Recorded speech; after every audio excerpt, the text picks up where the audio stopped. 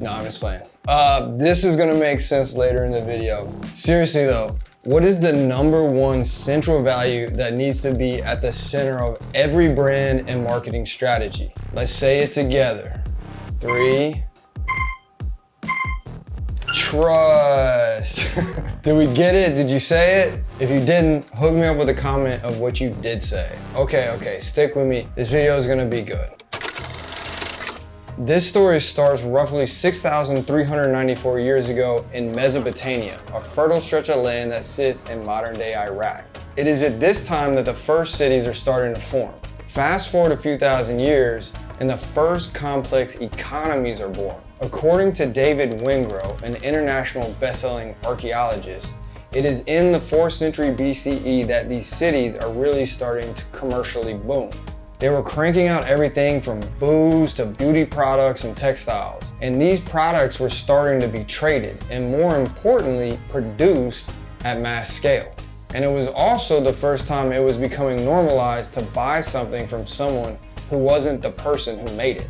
There was also a learning curve to mass production, and beer, for an example, which was a staple beverage, hence my opening little bit, sometimes became contaminated and people would literally die from drinking it. But what if I was a craft beer brewer who had exceptional sanitary standards and perfectly designed quality control?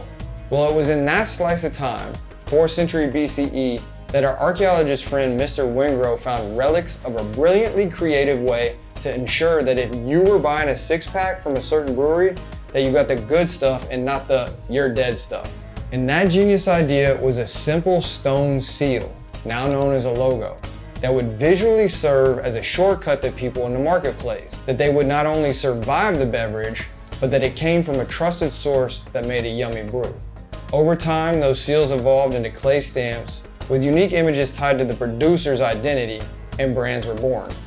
Interesting side note, this branding and these brand logos were the first mass-produced images in human history. Okay, back to reality. So yes, in addition to a great product or service, we must build trust to have a successful business. But other than not killing people, here are 5 surefire ways to build trust. 1, be cool.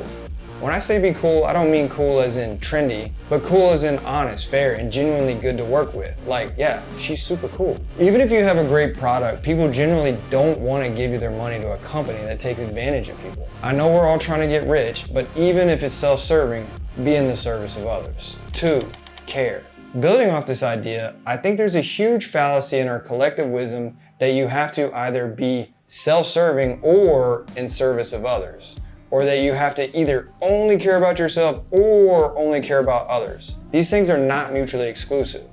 I can really care about myself, and I can really care about you at the same time. The same thing goes for businesses. And if you care about people, they will trust you. 3, have friends. Building trust means having friends at every level. Executives should be connecting with other influential people, staff should be connected with each other and to customers, and your brand should be connecting with the marketplace at large. It's the birds of a feather effect. Friends are unspoken endorsements which create trust and loyalty by association. So create content and opportunities that help people get to know you and to get to know each other. 4, broadcast your connections and your values. Take these connections and these values and share them with the world. If you check the box of being a cool person or a cool company, people are not only going to be okay with you telling the world about it, they're going to be excited for you to do so. If a customer thinks you're cool and you showcase them, they're going to tell everyone they know. And if a connection in your network thinks you're cool and you mention your lunch with them in a LinkedIn post, they're going to repost it. You're validating them and they can't wait to return the favor. 5, help people learn. The desire to learn is baked into our DNA, and people are generally eager to spend time with people or content who will help them figure stuff out. And the second you teach someone something, it automatically makes you an authority. And just imagine someone who has authority and that you also think is a cool person. That right there is the recipe for trust. Boom, we did it. I love making these videos and hopefully you got some value as well. If you did, commenting, liking, and subscribing is the best way to repay the favor. Much more to come. Thank you so much for watching.